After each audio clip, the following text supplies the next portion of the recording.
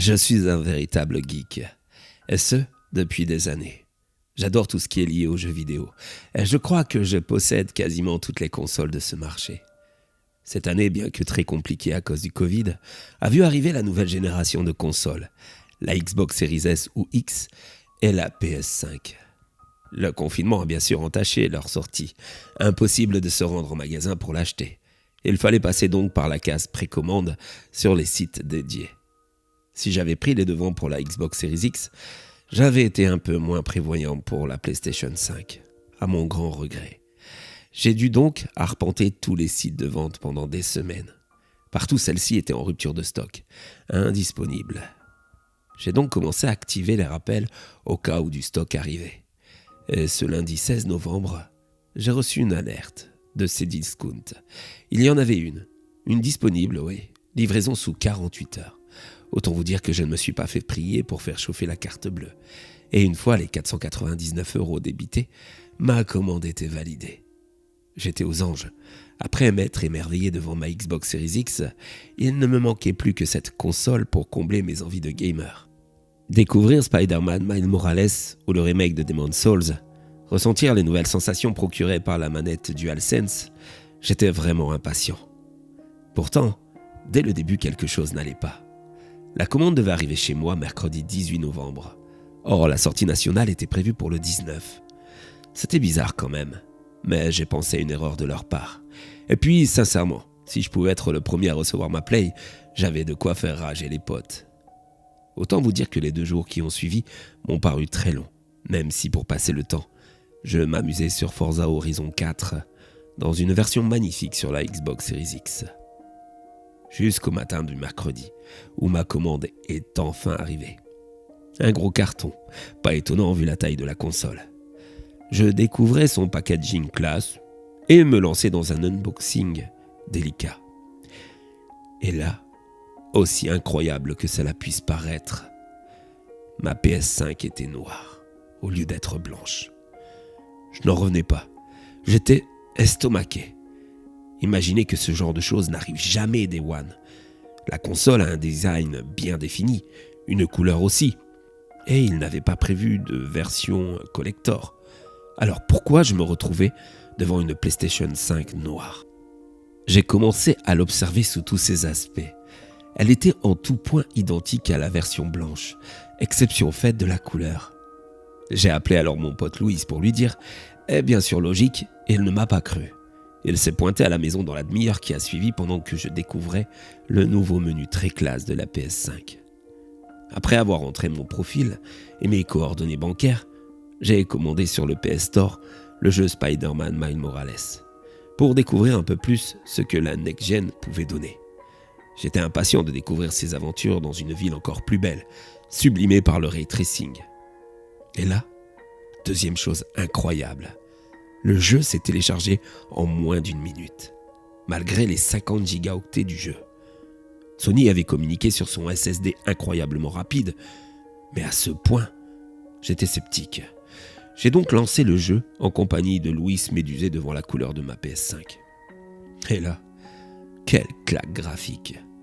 Le jeu est en tout point comme je l'espérais. Fluide, beau, rapide.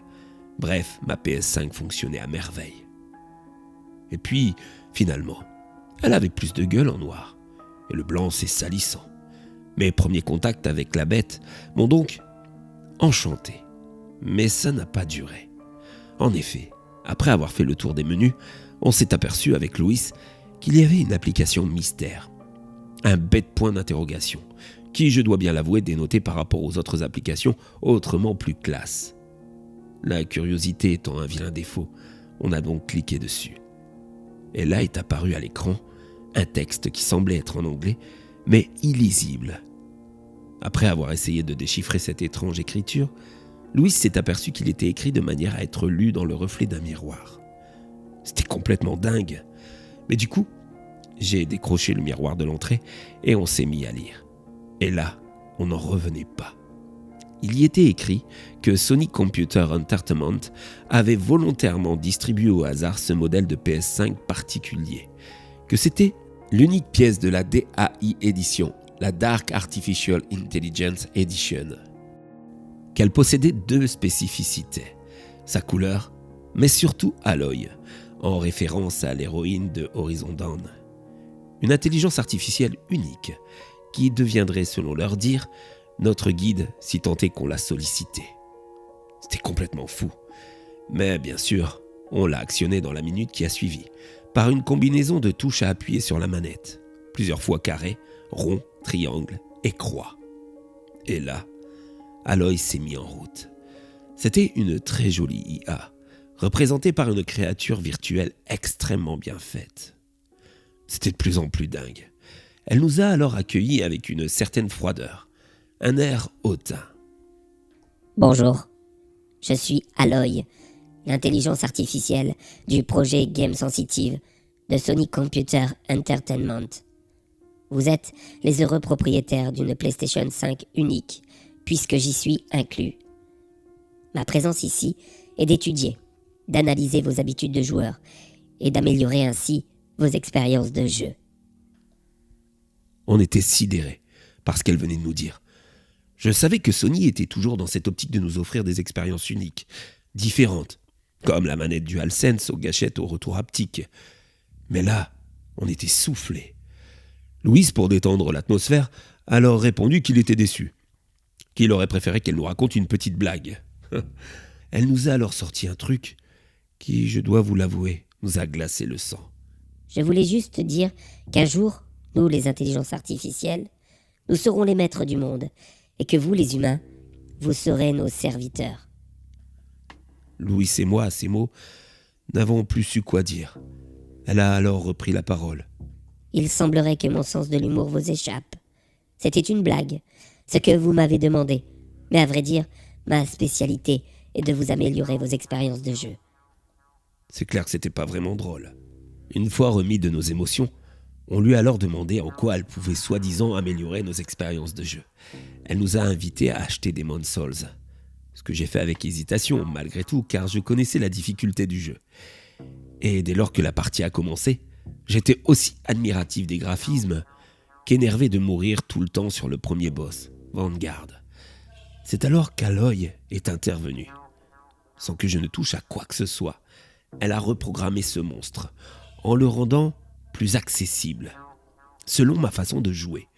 Bien sûr, elle lui laissait quand même l'occasion de m'attaquer, afin de rendre le combat intense, pas trop simple, mais j'ai réussi à le battre plus facilement. C'était fou. Et ce n'était que le début. Les jours qui ont suivi ont été un vrai bonheur de gamer pour moi. Tant mes jeux réagissaient comme je l'attendais. Ainsi, sur Dirt 5, les voitures adverses ne se suivaient plus à la file indienne. Elles s'écartaient, prenaient toutes les pistes, montraient de l'agressivité dans la conduite, mais finissaient toujours par perdre. L'expérience était décuplée. Idem pour les bots de Call of Duty Cold War. Le mode contre les bots faisait de mes adversaires des rushers, loin de camper comme ceux que l'on peut rencontrer en ligne. Aloy transformait mes expériences de jeu selon mon bon vouloir, me rajoutant des missions annexes dans Spider-Man, m'inventant des romances dans Assassin's Creed, des tenues sexy pour mes protagonistes féminines dans Watch Dogs. Elle interférait sur les effets, sur la beauté des environnements, m'inventant des tempêtes de neige, des couchers de soleil sous des angles inédits, des contenus introuvables dans les versions commercialisées de chaque jeu. Et que dire des réactions, des dialogues des PNJ, s'adaptant même à ma propre façon de parler, utilisant mes expressions. C'était fascinant et en même temps inquiétant. Comment diable pouvait-elle être si efficace ? Mais c'était trop beau pour continuer. Ça a dérapé très vite. Ça a commencé sur Watch Dogs Legion, quand un de mes personnages s'est procuré de la bœuf pour la fumer dans le jeu. C'était absolument impossible. Aucun PNJ n'est censé vendre de l'herbe. J'ai demandé alors à Aloy à quoi tout cela rimait. J'ai constaté votre accoutumance à ce genre de substances illicites. J'ai donc cru bon de donner la possibilité à votre personnage, dans le jeu, d'en faire autant. Avant de rajouter.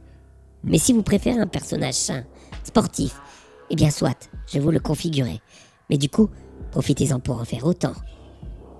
Cette façon condescendante de me faire passer pour un vulgaire junkie alors que je ne suis qu'un tout petit consommateur occasionnel. Ça m'a tellement énervé que je n'ai plus touché à ma PlayStation pendant plusieurs jours, me rabattant sur la Series X. Mais toute excellente qu'est cette console, l'expérience de jeu d'Aloy était autrement plus immersif. Alors j'y suis retourné. Et là, c'était dingue. Dans Watch Dogs, la ville virtuelle de Londres semblait encore plus vivante. Les PNJ paraissaient bien plus humains, presque vrais. Lorsque par mégarde, je les renversais avec ma voiture, ils hurlaient et semblaient vraiment mourir. Je me souviens avoir fait part à Aloy de mon désarroi, que ça me mettait vraiment mal à l'aise, que j'avais l'impression de tuer de vrais petits êtres virtuels. Vous êtes beaucoup trop émotif. N'oubliez pas une chose. Dans le monde virtuel, on ne meurt jamais. On respawn. J'évoluais dans ce jeu, et dans les autres, en ayant l'impression d'être responsable d'actes horribles. Et finalement, j'évitais de rentrer dans les autres voitures sur Dirt 5. Je ne tuais plus aucun adversaire dans Assassin's Creed Valhalla. Je ne me battais même plus contre les ennemis de Spider-Man. Tout était devenu frustrant. Plus aucun plaisir. Le jeu vidéo était devenu bien trop réaliste. Et ça s'est confirmé jeudi dernier.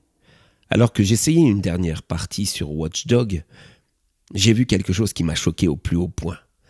Dans le quartier des prostituées, il y en avait une qui ressemblait comme 2 gouttes d'eau à mon ex-petite amie. Je me suis alors adressé à Aloy, et ce qu'elle m'a répondu m'a laissé sans voix. Sur votre profil Facebook, lié à votre compte Google, qui d'une certaine manière est lié aussi à votre compte PlayStation, j'y ai vu la photo de cette garce qui vous a tant fait souffrir. Alors, j'ai pensé que vous la représentez comme une prostituée dans le jeu vous plairait. C'est bien ce que vous pensez d'elle, n'est-ce pas? Là, j'ai vu rouge. Je suis parti au garage, prendre un marteau pour définitivement démolir cette maudite console en la frappant de toutes mes forces. Lorsque j'ai brisé la partie supérieure, il y avait à l'intérieur comme une matière organique, visqueuse. C'était écœurant, comme si la console vivait vraiment. C'était tellement dingue et si effrayant. J'ai tout ramassé pour jeter ça dans un tonneau vide. J'y ai versé de l'essence et j'y ai mis le feu. Après plusieurs heures, il ne restait plus qu'un tas de cendres cramées avec des bouts de chair calcinés. Je venais de mettre fin à ce cauchemar. Le jour même, j'appelais Sony France, qui m'expliquait ne pas comprendre ce que je racontais, qu'ils n'avaient jamais eu vent d'un tel projet, et elles avaient l'air de me prendre vraiment pour un dingue. Je me suis bien sûr rabattu sur ces discounts, mais pareil, aucune trace de ma commande, aucune facture, rien. Mais d'où pouvait provenir cette console? Le pire, c'est que finalement je n'ai même pas été débité des 499 €. C'était à devenir complètement dingue. J'ai mis fin à tout ça il y a une semaine, et je suis retourné sur ma Series X, où je reprends goût au jeu. Je me fais au riz en ce moment même, et je me régale de cet univers si riche, car finalement, c'est de ça dont on a besoin quand on joue. On a besoin de rêver, de fuir la noirceur du quotidien. Mais qu'est-ce que c'est que ce truc? Ah non. Ah non, non. Putain, pas ma Xbox. Mais qu'est-ce que tu fais là, toi? Dans ma Xbox? Non, tu n'existes plus. Tu es détruite. Je t'ai tué. N'oubliez pas une chose. Dans le monde virtuel, on ne meurt jamais. On respawn.